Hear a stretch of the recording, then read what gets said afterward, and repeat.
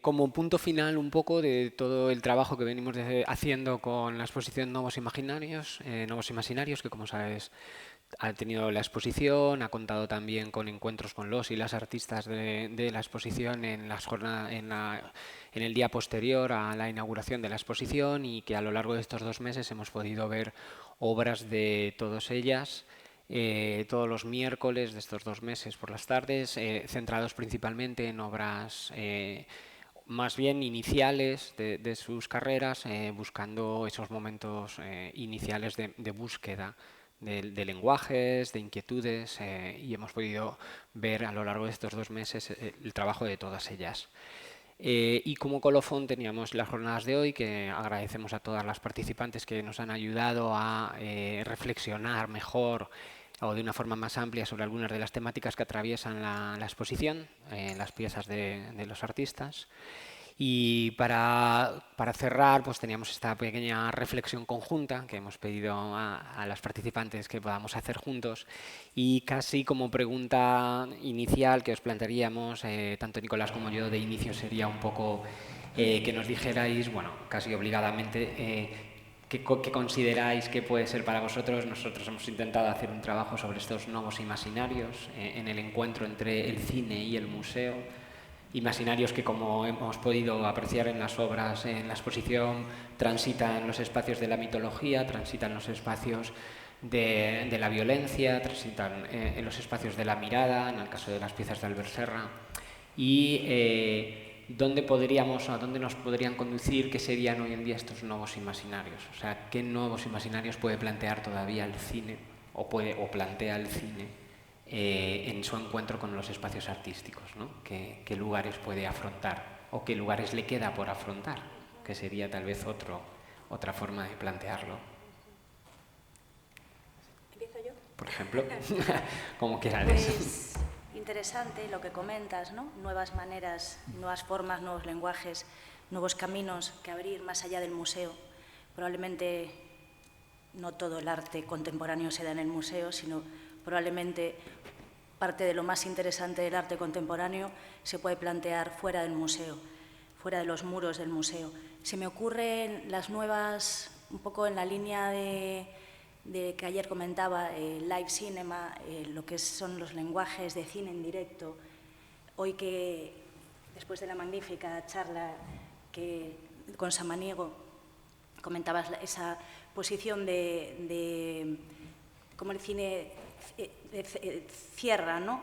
Sin embargo, ese cine que abre, ese cine que plantea en directo nuevas maneras, de nuevos discursos, y donde el propio cineasta o hacedor de imágenes, a través de un material que tiene, va lanzando en directo, con lo cual son como obras que se abren en el mismo proceso de hacerse. Es un cine que no solo es procesual, sino que sorprende al mismo autor que lo practica. Y creo que ahí, en el lenguaje tanto del cine expandido, por parte de toda esa tradición que viene más de las vanguardias y del cine experimental, lo que se considera los cineastas expandidos, como los que vienen más del live cinema, ese concepto que probablemente esté más vinculado a la música electrónica y a festivales como LEB, o que muchas veces están disociados de los festivales de cine experimental, y hay ahí como un muro, ese mismo muro que a veces separa el cine del arte contemporáneo, y creo que no se le presta la atención merecida. Por ejemplo, Isaki comenta cómo a veces, trabajando en una película, surgen otras cosas, no solo para el museo, sino también esto para un concierto con performance, y creo que ahí se abren lenguajes nuevos para el documental también, porque no tiene que estar solo vinculado a la música. O sea que creo que ahí se abre otro camino que se puede plantear paralelo a unas exposiciones de cine en el museo, se puede plantear a los propios cineastas que trabajen a lo mejor en colaboración con artistas también más tecnólogos que manejan programas de lanzamiento de imágenes en directo, y a lo mejor plantear la posibilidad de crear en directo esas imágenes, por ejemplo, ¿no? Veíamos que, bueno, muchos de los y las artistas, pues vemos que la sustancia cine no ha terminado con una de las películas o con la película en concreto, sino que vemos que vuelven a esos materiales, los vuelven a reelaborar o vuelven a encontrar significados distintos, con lo cual parece que no haya un significado clausurado en una obra cerrada, sino que hay algo que late ahí que vuelve a resurgir, que vuelve a pedir una nueva formulación, ¿no? de alguna forma. Sí, yo creo que, bueno, profetizar lo que va a suceder en el futuro es un poco estúpido, ¿no? Me da la sensación de que el futuro nos va siempre a negar todo tipo de profecías, ¿no? Lo que creo que sí que se está produciendo es un cambio, casi diríamos, cuántico, ¿no? Con respecto a la materia cinematográfica, ¿no? ¿Por qué? Bueno, porque todo el universo de lo digital ha producido un seísmo considerable, ¿no? Empezando por la relación referencial, ¿no? La relación con las cosas, que ahora está absolutamente mediada por todo tipo de canales que no solo son los de la imagen cinematográfica, sino que, digamos que ahora hay una suerte de hipertexto en donde en ese magma conviven muchísimas cosas, ¿no? Desde una proposición de corte más puramente espectacular, luminotécnico, a tratados con textos, a intervenciones de, bueno, pues de insertar imágenes encontradas. Se produce un estilo, una mezcolanza estilística que yo creo que determina una nueva forma de eso que entendemos por lo cinematográfico, ¿no? Para empezar, por ejemplo, es evidente cuando uno visita exposiciones de este tipo que todo el componente narrativo, que es característico del cine, cuando menos clásico, y tal vez incluso del moderno, aunque el moderno plantea ya una suerte de distancia con respecto a esa narratividad como principio de partida, ¿no? Yo creo que ese principio narratológico es tal vez el menos importante a la hora de pensar en estos productos de cine expandido, de cine de museo, lo que queramos llamarle, ¿no? Por muchas razones. Primero, porque la experiencia del espectador es muy distinta a la experiencia pasiva que comentábamos esta mañana, justamente, ¿no? Porque el espectador ahora es un cuerpo que muchas veces interviene sobre la propia proyección, ¿no? Ya no es ese cuerpo que recibe, un poco como la tradición desde Altamira, ¿no? Si recordáis, cuando uno visita Altamira se da cuenta de que esta gente pintaba sobre el techo para luego recibir tumbados la invasión de las imágenes, ¿no? Y eso dura. Esa edad de las cavernas dura hasta el formato cine, que es, como dice Raúl Ruiz, el último hombre de las cavernas, ¿no? El cinéfilo a la manera clásica, ¿no? Todo eso se ha transformado con estos nuevos dispositivos y no solo el principio narratológico ha quedado en una jerarquía muy rebajada, sino ya deconstruido por completo, sino que también, por ejemplo, hay principios que antes... El cine siempre jugó con ritornelos, ¿no? Con rimas, con repeticiones, ¿no? Pero yo creo que esa función casi primordial de la repetición ahora va a ser mucho más importante que antes. ¿Por qué? Porque el espectador, ese cuerpo que ya no es un cuerpo pasivo, sino que es un cuerpo que se mueve y que algunas veces opaca la propia imagen, entra y sale cuando le da la gana, ¿no? Entonces, el creador tiene que darle una información suficientemente intensa, precisa y repetitiva para que en un marco temporal de 3 minutos, que es lo que se supone que aguanta un espectador ante estas piezas. Recordáis que hubo una exposición que se titulaba así, 3 minutos, en donde se había comprobado en no sé qué museo que era la media de... Y estuvo aquí, en este centro. Y yo hice la prueba y no había nadie que aguantase los 3 minutos, por cierto. De manera que el espectador dura menos, la duración de fenomenológica es menor. Eso determina que haya un énfasis muchísimo más fuerte de lo que era el cine clásico en determinadas imágenes que el creador necesita que sean rumiadas por el espectador, y una suerte de ritornelo casi como mecanismo, como procedimiento fundamental, ¿no? Yo he visto algunos museos incluso en los que van contabilizando la duración de la pieza para que el espectador sepa cuando entra. No es una mala idea. Para que el espectador sepa en qué momento está entrando para visitar la pieza, ¿no? ¿Eso qué significa? Que el espectador ahora... La construcción que antes el cine le daba, que era lo que yo comentaba esta mañana, que era muchísimo más imperativa y era un proceso de clausura estética, ahora ya no.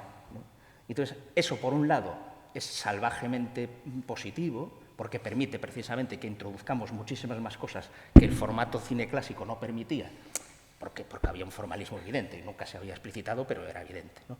Y sin embargo ahora todo está permitido, pero también tiene el peligro, casi que diríamos lacaniano, de que cuando todo está permitido, lo que aflora es lo real más peligroso, ¿no? Entonces, ¿cómo rumiar todo eso, ¿no?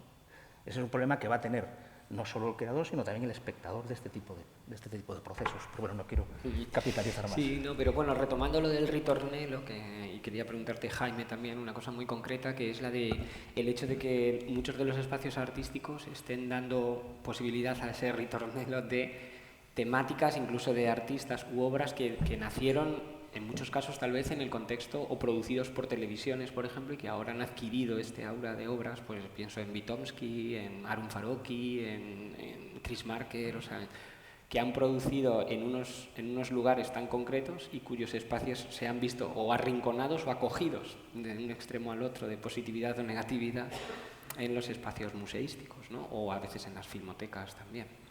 Sí, pero yo creo que, por ejemplo, todo el ámbito del experimental llegó un momento en el cual encontró una acogida sobre todo en el mundo de los museos y de las galerías. Yo creo que hasta que el digital lo complicó todo. Llegó un momento en el cual ya no se podían proyectar las películas en 16 o era más difícil y estas cosas, y entonces el digital realmente yo creo que ha hecho que toda esa tradición experimental, sobre todo la más clásica, hasta la llegada de los 2000 y todo eso, esa gente que sigue trabajando en celuloide, pues ahora sí que se ha encontrado casi fuera de las salas de cine tradicionales y fuera también incluso de los museos. Entonces se quedan pues a las filmotecas, a los festivales de cine experimental y poco más realmente. Pero sí, es decir, yo creo que el museo es un espacio que puede ofrecer otras formas de exhibir el cine. Y esa forma no es a veces la que yo veo en algunos museos. No sé, cuando Reina Sofía empieza a incorporar películas y de repente te las pone en un monitor y enseguida hora y media. Pues evidentemente nadie va a ver la película. Es casi como decir, tenemos incorporada la película a la colección, está aquí, pero nunca la vas a ver ni en las condiciones ideales, ni mucho menos, y encima nadie va a estar ahí hora y media viendo una película, porque esa condición temporal creo que es la fundamental. En este caso, por eso, poco hablando de lo que decía Alberto, creo que todo va por ahí. Es decir, el cine narrativo no tiene sentido en el museo, para nada. Las propuestas más conceptuales sí que encuentran un acomodo muchísimo mejor, y yo creo que ahí es esa relación entre el espacio, es decir, ahí entras y estás de pie, normalmente no estás sentado, a ver el tiempo que aguantas. Esto que decías ahora tú, de poner el inicio. Y estos días estaba en la Gulbenkian, en el nuevo espacio museístico, y tienen una especie de, iba a decir sala de cine, no es una cabina, se llama H-Box, en la cual están en exhibición varios cortos en bucle a lo largo de todo el día, pero te van poniendo fuera, hay un luminoso en el cual te pone el título, el tiempo que va y el tiempo que falta. Con lo cual, sí, realmente puedes llegar a ver la película de alguna manera. Yo creo que ciertas propuestas que funcionan no narrativamente y que funcionan de alguna manera en bucle están bien en el museo. Otras, pues aquí con Salomé Lamas, me acuerdo la primera vez que vine a ver la exposición, digo, son 2 horas, ¿cuándo empieza exactamente? Me hubiese gustado saberlo, ¿cuándo empieza exactamente? Pero también es una propuesta más narrativa y de más difícil acomodo. En cambio, otras, como la de Lois Patiño, da exactamente igual cuando empiece. Si estás, yo creo que es media hora, una cosa por el estilo. Sí. Pues es maravilloso estar en la media hora, porque siempre te va descubriendo cosas. Y hay una instalación, que es la de Albert Serra, que a mí la película me gusta, Liberté, pero me parece que la forma mejor de verla y de experimentar la película es esta. Es decir, es estar en el espacio y poder... cuando la vi creo que estaba yo solo, fueron 2 o 3 personas más, pero lo ideal es que hubiese estado lleno de gente incluso, y poder ver la película de esa forma, que reproduce de alguna manera lo que estás viendo en pantalla también, y formar parte realmente de lo que te están mostrando las imágenes. Y yo creo que esa idea, esa relación entre el cine y el museo debe de ir más por ahí, realmente que permita interactuar al espectador, porque ya no es un espectador que se sienta en una butaca, y yo no creo que sea exactamente pasivo. Es decir, el espectador yo creo que siempre debe de ser activo, porque aunque sea inconscientemente, creo que proyecta sobre las imágenes sus conocimientos, su experiencia y sus prejuicios, casi siempre. Pero esta es otra forma realmente de experimentarlo y adentrarte más en ese territorio, porque creo que el espacio de la instalación es muy importante. Sí, es curioso porque justo hace 2 días Serra habló de que precisamente Liberté para él era mejor observarla instalada que en un cine. Y también, bueno, otra pieza que hizo para la Bienal de Venecia, que también eran piezas que la sala de cine no podía contener, ¿no?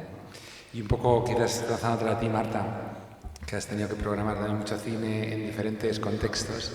O sea, ¿en qué modo, digamos, la sala de exposición puede permitir al artista, desde el punto de vista del artista, ¿no? Que quizás hemos hablado mucho del espectador, pero desde el punto de vista del artista, ¿qué le permite al artista en ese sentido de pues, mostrar cosas que no se pueden mostrar en una sala de cine, mostrar procesos, lo que decía Samaniego cuando hablaba del hipertexto, ¿no? O sea, poder como conjugar diferentes capas que aparecen al mismo tiempo, o incluso desvelar otros elementos más íntimos, más personales, más, podríamos decir, emocionales, más cálidos, digamos, hacia el espectador, ¿no? Como otro tipo de compromiso también puede ser desde lo político, vamos, pero otro tipo de lenguaje quizás más horizontal con respecto al quien entra a la sala, ¿no? Bueno, yo creo que hay como varias cosas. Por un lado, justo en los programas que hacemos en Cineteca Madrid, el llevar películas que normalmente se ven en espacios museísticos o de galerías al cubo negro supone otras formas de aproximarse a estos materiales con una atención y un ritmo totalmente distinto. Y, como estabais comentando, ¿qué pasa con un museo cuando te ponen una película y a lo mejor, como digo yo, o sea, más de 5 minutos y no hay un banco donde sentarte, nadie va a ir? Entonces, ¿qué supone? Y es algo que yo creo que cualquier artista, ya venga del mundo cine o venga más desde el mundo de las artes visuales, tiene que estar consciente, ¿no?, de estos contextos de exposición. Pero yo sobre todo lo que estaba pensando además es que estos contextos de exposición suponen como un elemento más a todo lo que son estas tecnologías y estrategias de formalización de un tipo de pensamiento, que al final lo que estamos hablando son de personas que están proponiendo otras formas de acercarse a conocimientos u otras formas de proponerlos, ya sea en su contenido, que obvio el cine es narrativo y ayer lo veíamos, ¿no?, hablando de todas las historias de descolonización y de la decolonialidad, ¿no?, de qué supone realmente también pensar no solo qué historia estamos contando, sino cómo le estamos contando, y cómo ahí sí que se posibilita esta apertura para poder crear unos diálogos mucho más directos a lo mejor o diferentes y poder estar en poder compartir estas formas de conocimiento o propuestas, sus límites, y poder confrontarlas y poder ir pensando ahí sí nuevos imaginarios, ¿no? Entonces creo que también la clave es como que todo esto que estamos pensando es como siempre ser muy conscientes de en los contextos en que estamos y cómo se va a hacer público y cómo se va a crear esta relación. Y justo, un reloj de información, una silla de apoyo. También pensaba, porque estaba pensando cuando estaba hablando Jaime esta mañana, que por ejemplo en Zona de Interés, que es una película que a mí me apasiona, pensaba en esa confrontación de contar el horror sin contarlo solo porque hay un muro y te muestra el opuesto, o una creación de opuesto, y sí pensaba, pero es un imaginario que conocemos. Entonces me quedé pensando, ¿qué pasa con las historias que no conocemos? Y ahí un poco hablabas de Benino. Esas otras historias olvidadas, historias negadas, historias destruidas y que no tenemos referencia, y cómo las podemos contar. O sea, que creo que sería también como una de las responsabilidades que tenemos ahora con toda esta tecnología, estrategias, etcétera, de poder imaginar qué va a pasar, porque al final va a ser nuestro imaginario común, van a ser nuestras mitologías, son las mitologías que nos faltan, yo creo, ¿no? Sí, yo creo que, en cierta manera, esta tecnología o este universo digital plantea también una forma de conexiones del pensamiento distintas, ¿no?, a las discursivas y logocéntricas características de las edades clásicas, ¿no? Y tal vez, cuando decía Jaime esa idea de que entras en una cabina, ¿no?, en la Gulbenkian, a mí me recordó que a lo mejor volvemos otra vez un poco a la situación de los orígenes del cine, es decir, aquellas cabinas de Edison en donde tú veías individualmente aquellas piezas, ¿no? Y lo que sucedió en los orígenes del cine, de Edison, Lumière, Méliès y compañía, es que después todo eso se canalizó hacia el discurso narrativo producido industrialmente de Hollywood, y eso se confundió con lo cinematográfico, ¿no? Entonces, ahí se obturó una línea de trabajo que yo creo que ahora un poco como se rompiesen las compuertas de toda esa canalización discursiva, se ha vuelto a abrir, ¿no? Entonces, el verdadero cine estilo, que decían en los años 50 los franceses, es posible ahora, con el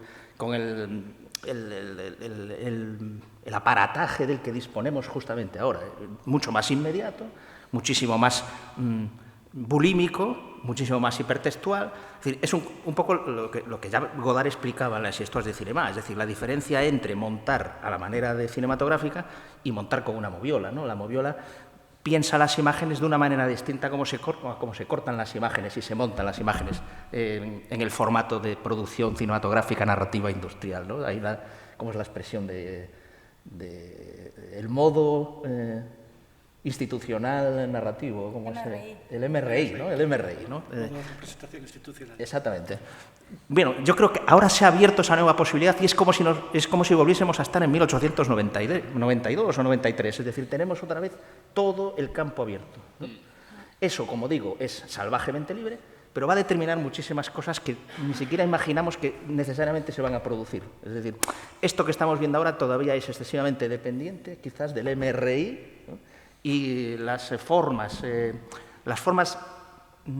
videográficas o el imaginario, sin ir más lejos, va a transformarse de la misma manera en que, por ejemplo, se transformó, pues qué sé yo, cuando se produce pensemos en lo que sucede en poesía de Mallarmé en adelante, ¿no? Hay una serie de cambios de una dimensión verdaderamente inimaginable, ¿no? Lo que sucede desde Mallarmé al futurismo, Dada o Artaud, ¿no? Todo eso, que es un inmenso campo de pruebas, se produce porque ha caído la referencialidad directa entre la palabra y la cosa, ¿eh?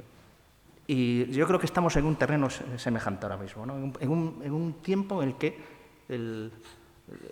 las compuertas se han abierto, pero eso también es fascinantemente peligroso y es un reto, ¿no? Fundamentalmente para el creador y para el gestor de las imágenes, no tanto para el espectador, que el espectador siempre llega un poco después, ¿no? Es el que refrendará todo eso, ¿no? Pero yo creo que tanto para el programador o gestor como para el creador es necesario repensar otra vez todo como lo repensaron los que crearon el cine, realmente, como los pioneros. Sí, los pioneros, ¿no? De hecho, me hacía pensar y lo comentábamos antes, ¿no? En dos reflexiones sucesivas, un poco en el tiempo, una de los Stroop, que creo que está en Dalanu de la Resistencia, ¿no? De que hacer la revolución siempre es poner en su lugar cosas olvidadas, sencillas pero olvidadas. Y luego más tarde Jan Eustace hablaba también de que en el cine hacer la revolución siempre es volver a los Lumière. Entonces, de alguna forma, nos ponen en las manos toda la tecnología más novedosa y posible y de alguna forma nos ayuda a repensar nuevamente esos lugares, ¿no? También en Einstein, por ejemplo. Yo con esto de los orígenes y el museo, es que estaba acordando de una película de Ken Jacob, una película experimental, que son, no sé, 100 minutos, 2 horas, no me acuerdo lo que dura, Tonton de Piper Song, que lo que hace es coger la película de los orígenes de finales del 19 o muy principios del 20 y analizarla, en el sentido de que lo que hace es trabajar con esas imágenes, que es una película de, no me acuerdo, 2 minutos, pongamos, y realmente una película narrativa, pero él la convierte en una película abstracta simplemente encuadrando un fragmentito, manipulando las imágenes, remontándolas, pero sobre todo trabajando sobre todo con las texturas de la propia película, digamos, una película todavía en cine en celuloide y con un trabajo manual a partir de optical printer, que es como ir reproduciendo detalles, cambiando el montaje y combinando imágenes de muy distintas formas, es decir, convertirlas realmente, es decir, ver esas imágenes qué nueva vida pueden tener también.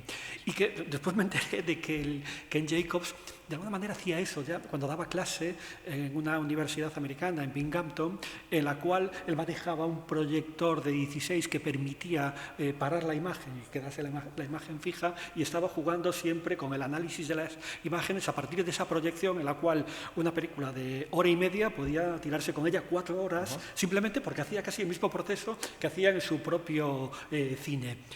Y todo esto me llevaba a ciertas propuestas tipo, que son realmente propuestas artísticas o museísticas, como el 24 Hours Psycho de Douglas Gordon, en la cual, claro, lo que hace prácticamente es lo mismo, ralentizar Psicosis de Hitchcock, en lugar de ser a 24 fotogramas por segundo, son 2 fotogramas por segundo, con lo cual multiplica por 12 la duración de la película.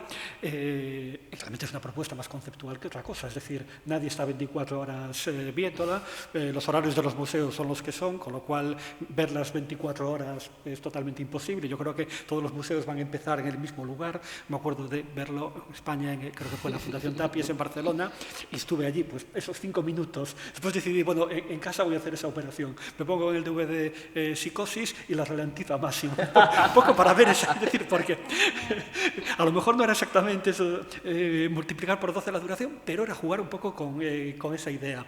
Y es cierto que ciertas obras que son muy conceptuales están pensadas para casi que las pienses y nada más, porque después son muy difíciles de exhibir. ¿Quién va a estar 24 horas seguidas en un museo o en su propia casa viendo así una película como Psicosis, una película narrativa? Pero creo que eso sí que le da como esa segunda vida a las imágenes y que nos permite pensar las imágenes de otra manera. Grado, sí. De otra manera. Sí. Y eso creo que me parece como muy importante. Por eso que incluso, como hay aquí en la exposición, que se utilicen materiales que no estuvieron en el montaje final, aún me parece como más fácil. Son como los bonus tracks de las ediciones en DVD, pero no como material en bruto, sino que se puede repensar esas imágenes de otra manera y exhibirlas también de otra manera. Y me parece que es muy interesante.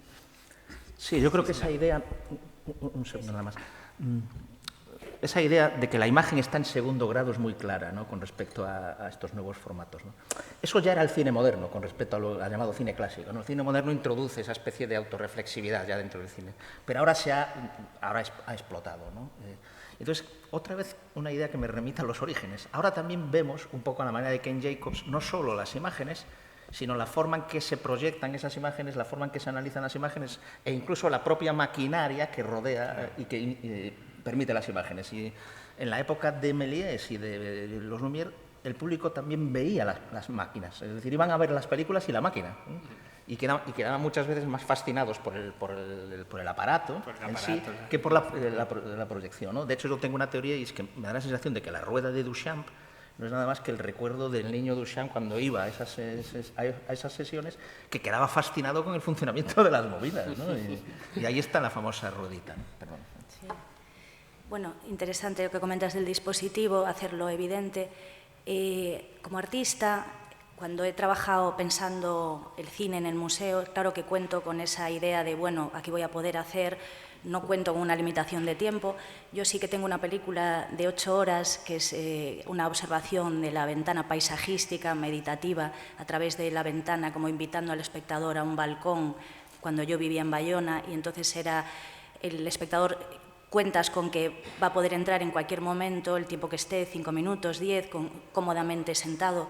Entonces te contaba gente que llegaba por la mañana, porque asistías a todo el paisaje desde la mañana hasta la noche. Los cambios de plano a lo mejor eran cada minuto y medio.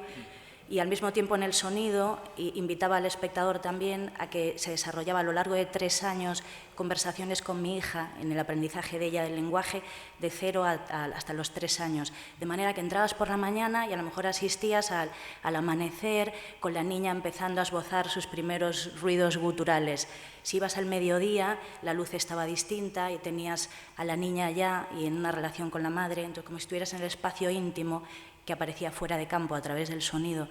Entonces, y me gusta experimentar ese tipo de cosas contando con cómo va a ver el espectador la obra en el museo y que en ningún momento va a permanecer cuando es andando.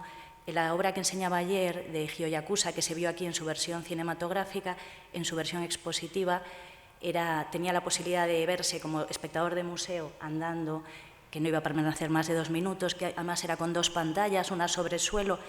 pero la pantalla principal daba acceso a una sala oscura por detrás que te permitía entrar y cómodamente, con una buena acústica, poder ver la obra de principio a fin.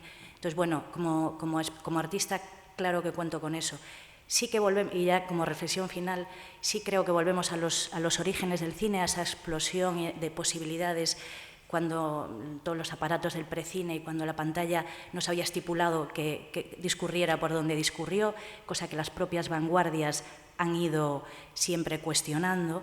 Y hay un libro muy interesante que creo que fue importante, de Lev Manovic, que se llama precisamente Language of New Media, el lenguaje de los nuevos medios, que es un libro, pienso, punto de inflexión en el año 2000 o 2001, que se tradujo rápidamente al castellano, y utiliza la película de Mann, El hombre de la cámara, de Bertov, precisamente para hablar de lo que él hoy llamaría New Media Object, objeto nuevo media.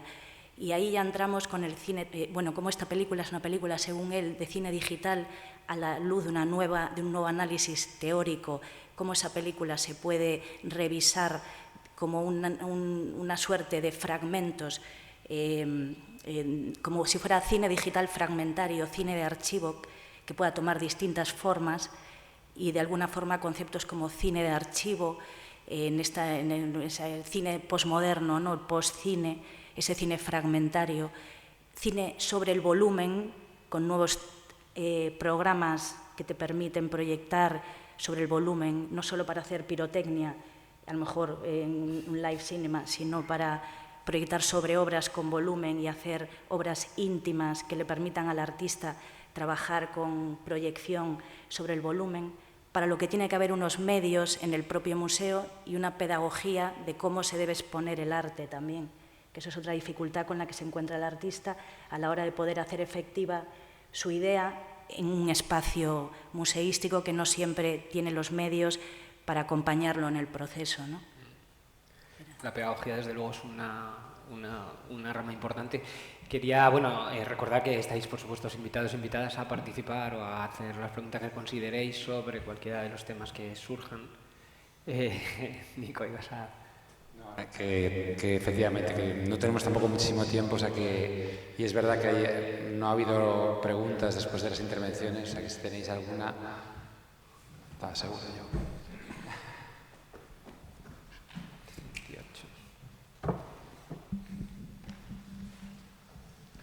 Hola. Bueno, la verdad es que viendo la densidad también de las conversaciones, de las propuestas, necesitaríamos por lo menos otra semana más, ¿no? De jornadas y conversaciones y también de proyecciones. Empezar a las 8. Hasta las 8.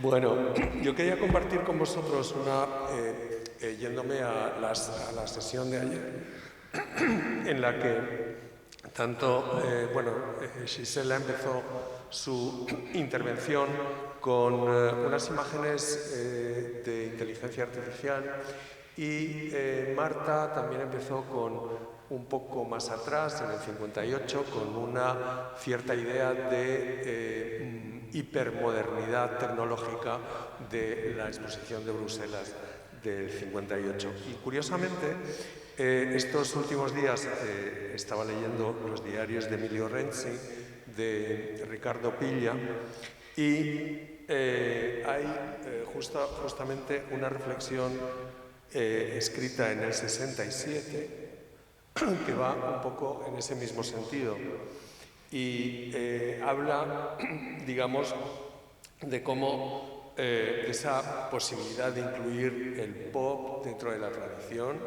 y la influencia que está teniendo el tema de los medios en la cultura literaria y de escritura, pero también artística, en los ámbitos intelectuales y culturales. Y dice, por supuesto, esta discusión, que es la de la iniciación del pop, nace de la fuerte presencia de Marshall McLuhan, filósofo de los medios de comunicación, que ha escrito: vamos a asistir a una era en que todo el ámbito que nos rodea estará ordenado como una máquina de enseñar. Los artistas deberán trasladarse a las torres de control, abandonando la torre de marfil. En otras palabras, en la era electrónica desaparecerán los libros, máquinas, esto lo dice Piglia, máquinas muy primitivas de difusión del pensamiento y los escritores se convertirán en tecnócratas. La cuestión, por supuesto, se reduce a saber quién controlará el sistema de las máquinas de difusión. Es decir, que seguimos imbricados en una misma problemática que en el fondo está atravesando o ha atravesado todo el siglo XX y nos llega ahora con otros mecanismos, ¿no? Y con respecto al cine en el museo, yo tenía la sensación de que, y las exposiciones de cine lo tienen, de que es un poco volver al concepto de sesión continua, ¿no?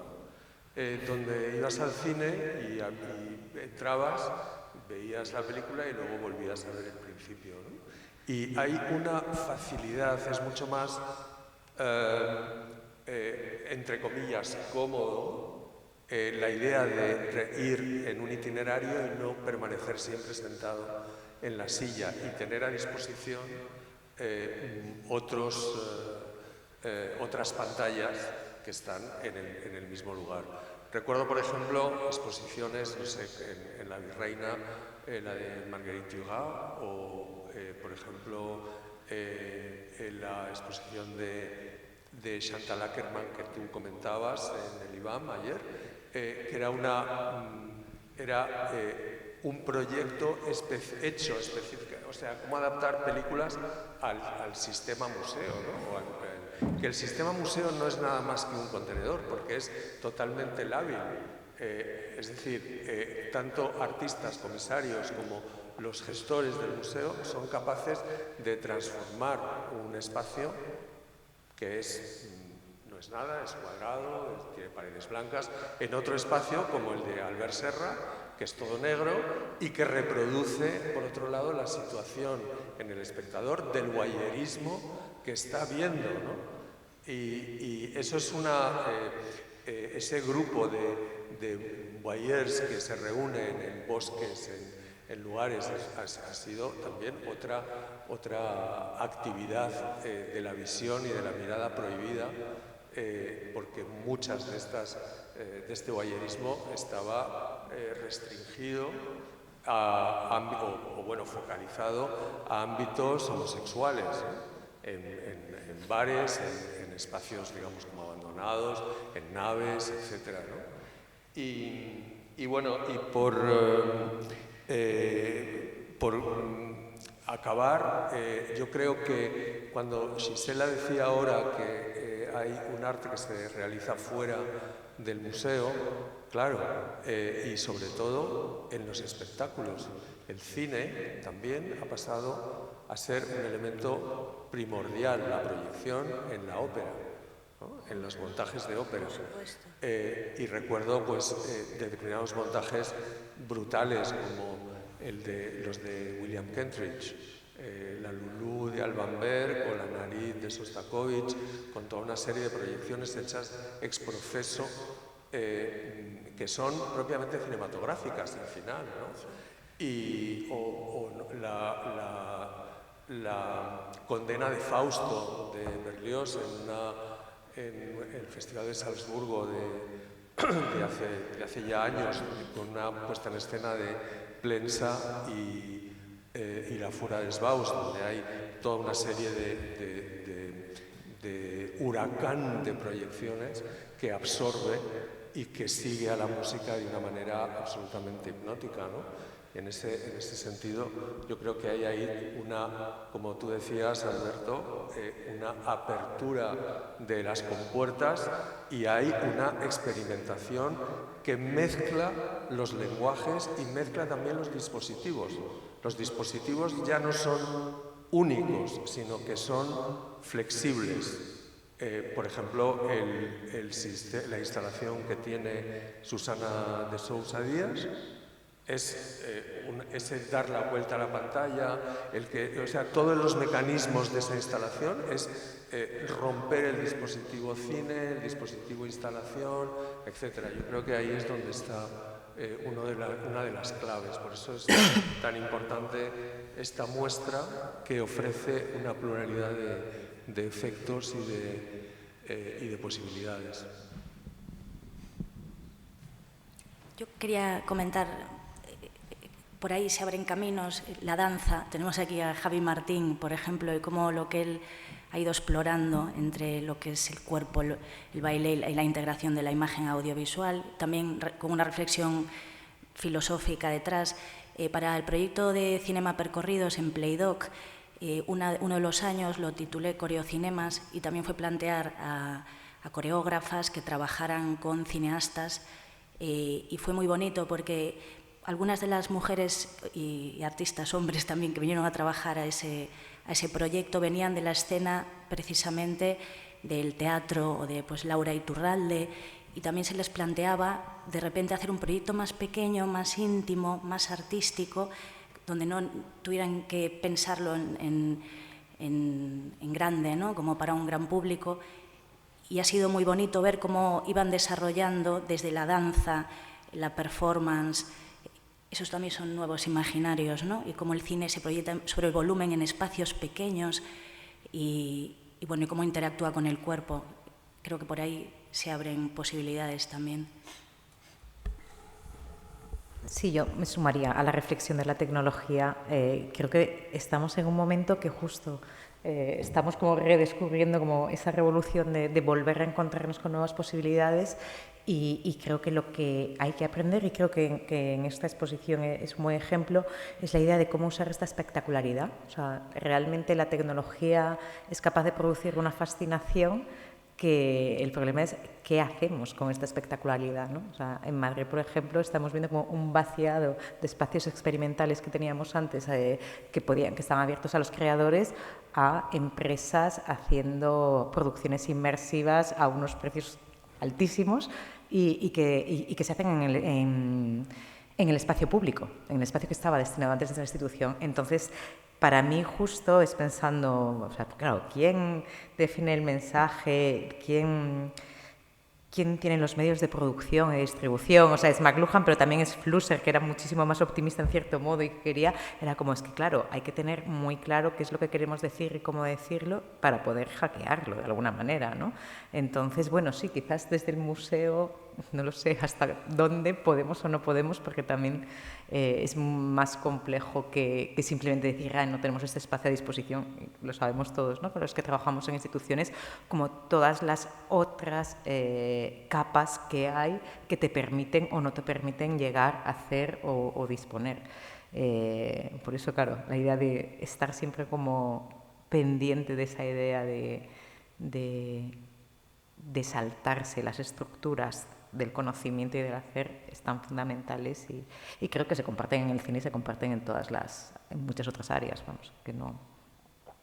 Pero que quizás la imagen en movimiento nos permite también una comunicación contemporánea como mucho más fácil, ¿no? Como que parece que estamos más acostumbrados. Ya me estoy derivando.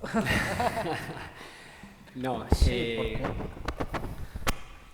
también existe el peligro de que es decir, todo el dispositivo tecnológico que nos ofrece tantas posibilidades se convierta en una especie de gran madre que nos envuelve amnióticamente y que nos alimenta con esta especie de sueño de Morel, ¿no? Es decir, la invención de Morel está profetizando también un futuro distópico terrible, ¿no? Es decir, una suerte de eternidad a la que estamos conectados y a la que le damos todo, ¿no? Entonces, yo creo que ese peligro existe. Y el artista tiene la necesidad un poco de lesiana, ¿no?, de crear esas interrupciones en medio del circuito umbilical en el que estamos inmersos, ¿no? Porque efectivamente el uso interesado, economicista de estas propuestas omni-inmersivas está ahí, es decir, es evidente. Ahora estamos viendo un montón de horteradas, ¿no?, cada fin de semana, que te ofrecen en las grandes ciudades, ¿no? Que ir a ver en los girasoles de Van Gogh en un formato ahí con una musiquita terrible, ¿no? Entonces, es decir, eso está también ahí y eso forma parte también del día a día de los espectadores que son menos avezados y que están más despistados, ¿no? En ese sentido, yo creo que también el artista tiene tantas funciones que hacer que yo no sé si tendrá tiempo para tanto, la verdad, ¿no? Pero una de ellas es la de crear esas vacuolas de interrupción de lesianas, ¿no? Creo que es necesario. Otra de ellas también es darse cuenta de que, lo que decía yo antes, que el pensamiento en imágenes del universo digital es distinto al pensamiento en imágenes del universo analógico. Por eso, por ejemplo, cuando uno ve incluso las películas de formato más tradicional, ya no digamos los ensayos, ¿no? Uno se da cuenta de que ahora hay una facultad digresiva o dispersiva brutal, ¿no? En donde vas un poco como los monos por las lianas, ¿no? Entonces vas sacando un poco las cosas y vas estableciendo relaciones rizomáticas verdaderamente inesperadas. Eso es un poco lo que es el ensayismo audiovisual del siglo XXI, va por ahí, ¿no? En muchas ocasiones. E incluso el propio ensayismo de la escritura. Mi propio ensayismo va un poco por ahí, ¿no? Es como una especie de mono que se va agarrando a lianas y va... Eso, ¿por qué se produce? Eso es epocal porque efectivamente nuestra forma de pensar es mucho más relacional de lo que era anteriormente. Entonces ahora ese rizoma favorece unas cosas e imposibilita otras. Por ejemplo, la densidad simbólica se pasa de largo. ¿Por qué? Porque la cantidad y la premura con la que las imágenes se van combinando impide esa densificación simbólica. Entonces, esto yo lo aprecio mucho en los alumnos, es decir, la dificultad que tienen los alumnos para metaforizar, por ejemplo, ¿eh? Es decir, para poder elaborar un pensamiento simbólico un poco más denso. ¿Por qué? Porque su forma de pensamiento está habituada ya a esta suerte de mundo relacional, ¿no? En donde una cereza va tirando de las otras, ¿no? Entonces, todo eso es lo que se va a cambiar, ¿no? Lo que va a producir El un concepto ensayismo. de ensayo expandido me sugiere eso, que sí que no lo había oído nunca. Mira que estamos siempre con etiquetas, pero el ensayo expandido, ¿no? En el cine. Sí, sí. Sí, no sé si tenéis alguna pregunta. Sí.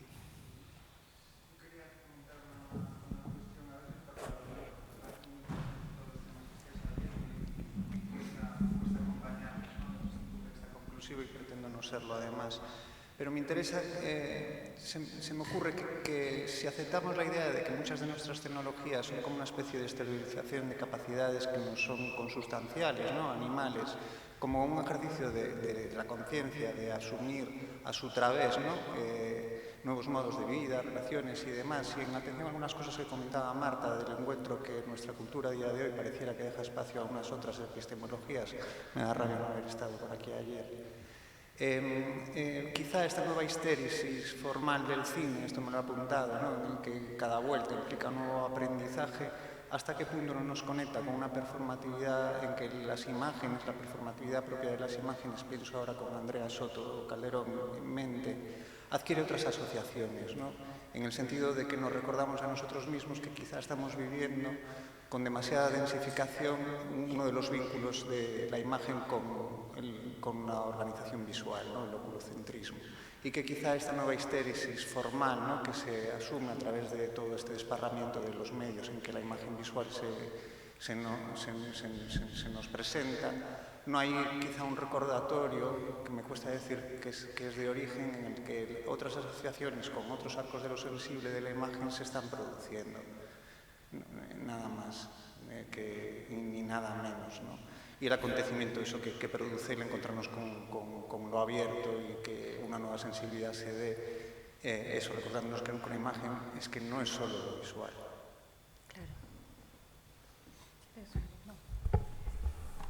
Perdón. Justo, no.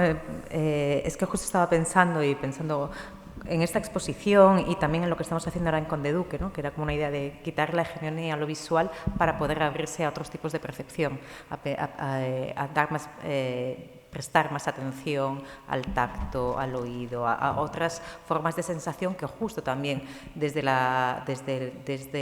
el giro decolonial también se pretende. No vamos a quitar, o sea, quien ha estado marcando predominantemente el discurso. ¿Y qué pasa si lo abres a otras, no son solo a otros conocimientos, sino también a otras sensorialidades? Y ahí me acordaba de García Lorca diciendo, ¿no? Como acariciar con el ojo, o sea, hay como de realmente poder ir cambiando de campo a campo, y que creo que en el museo o en una sala, ¿no? Esta idea de que el cine no esté circunscrito solo a la pantalla de proyección es lo que te permite que de repente los cuerpos se hacen presentes, y tienen como...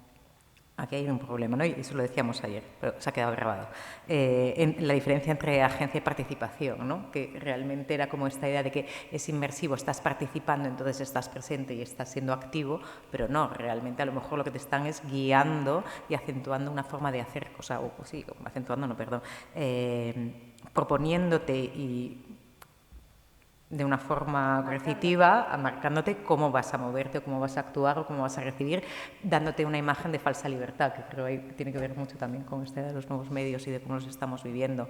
Entonces, con esta conciencia del cuerpo también hace que los retos se multipliquen y que creo que justo el poder trabajar la imagen más allá de la imagen, que es una de las cosas que puede pasar en una exposición como esta, es una de las vías para mí mejores de poder repensarnos.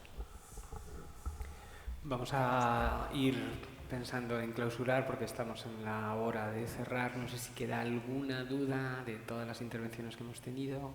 Nico, si nos queda alguna cuestión. Sí, nos queda un montón, pero lo que dices tú, ¿no? Yo creo que hemos tenido una mañana intensa, la tarde de ayer. Agradecer a todas y a todos que hayáis estado aquí. Nos parecía muy importante. Hablábamos con Santi que esta exposición abriese también a una reflexión que se ha estado produciendo, ¿no?, semana tras semana en paralelo a través de las propias obras de los autores que sí estaban concebidas para ser proyectadas y que se ha habido ese ciclo, ¿no?, maravilloso de cine que nos ha acompañado, que luego estará todo recogido también junto con las reflexiones a partir de las obras por parte de los propios autores. Nosotros contribuimos en una muy pequeña parte porque también ahí hemos invitado a gente a escribir, hemos invitado a gente a reflexionar y que estará representado en el catálogo de la exposición. Y intentamos como, ¿no?, cerrar un círculo que es casi imposible, pero en cierto modo casi también abrir una línea, ¿no?, abrir una posibilidad para un espacio que nos parece que como comisarios, pero también como cineastas y como artistas necesitamos, ¿no? Y que esperamos que se produzca más, tanto desde un nivel reflexivo hasta también desde el hacer, ¿no?, desde otro hacer cinematográfico. Pues sin más, gracias al museo, gracias a todas por acompañarnos y esperamos todavía que podáis disfrutar de los días que quedan de la exposición hasta su clausura. Gracias.